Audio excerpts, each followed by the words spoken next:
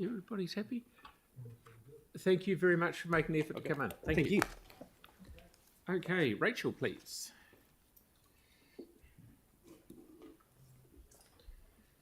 Tēnā koutou katoa, ngā mihi mahana ki a koutou, ngā rangatira mā. Ko Rachel Puentener tōku ingoa. I'm here to speak to the 2 points of my submission regarding support for the Climate Adaptation Fund and accelerating the Coastal Adaptation Planning Program by bringing it forward 3 years. This is a personal submission drawing on my experience leading a community engagement project in South Brighton, South Shore about climate change in 2018. We were using a new engagement model called the How Team.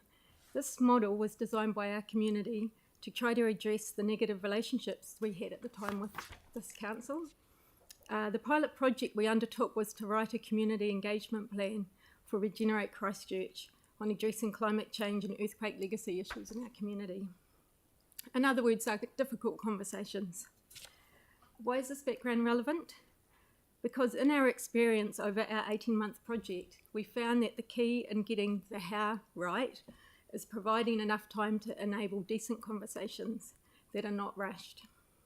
Good engagement with community takes time.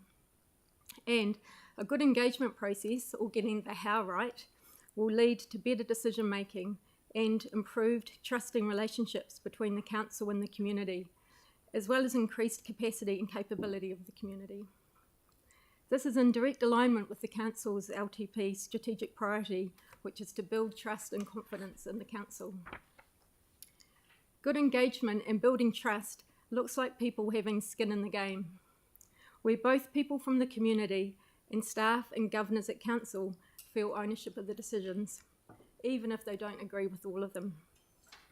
That the decisions are understood and accepted by the community, and that we, as a community, we aren't just looking to the council to solve these difficult problems that belong to all of us. Therefore, from our experience, I believe bringing forward the Coastal Adaptation Work Programme will support a better engagement process that is not rushed. Climate adaptation will be hard, and so we need to start discussing the issues as soon as possible and figuring out what actions are needed so that they can be prioritised and budgeted for. Which leads me to the second point tonight, the Climate Adaptation Fund. This also aligns with the Council's strategic policies to invest in adaptation and resilience, to balance the needs of today's residents with the needs of future generations, with the aim of leaving no one behind. This is a policy that the Council should be proud of because it is leading edge. As such, it aligns with the Council policy to champion autotahi and collaborate to build our role as a leading New Zealand city. Climate change isn't going to go away. From a futures perspective, looking 10 years ahead to 2034, there are a couple of scenarios.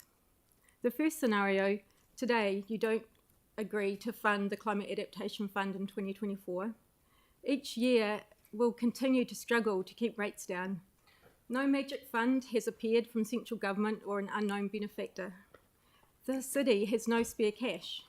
Costs have continued to escalate. The 16 cents a week that the council decided not to fund in 2024 now seems a pittance.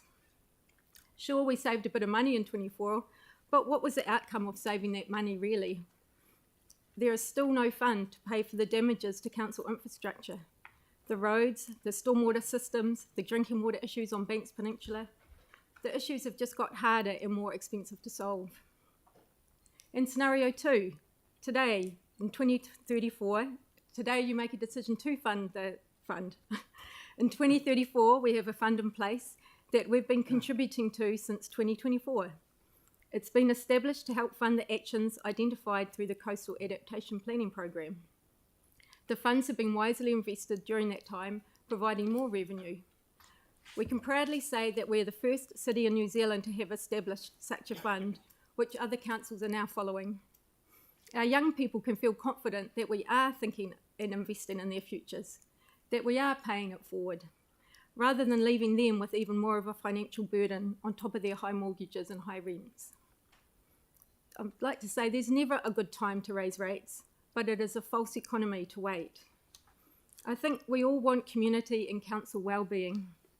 for people to feel resilient and capable to face the challenges ahead. This takes time and resources. So I'd like to ask that you show brave leadership and genuine partnership with our communities by funding these two pieces of work. Thanks for your time. Thank you very much. Look at that, you're spot on. Well done. Thank you.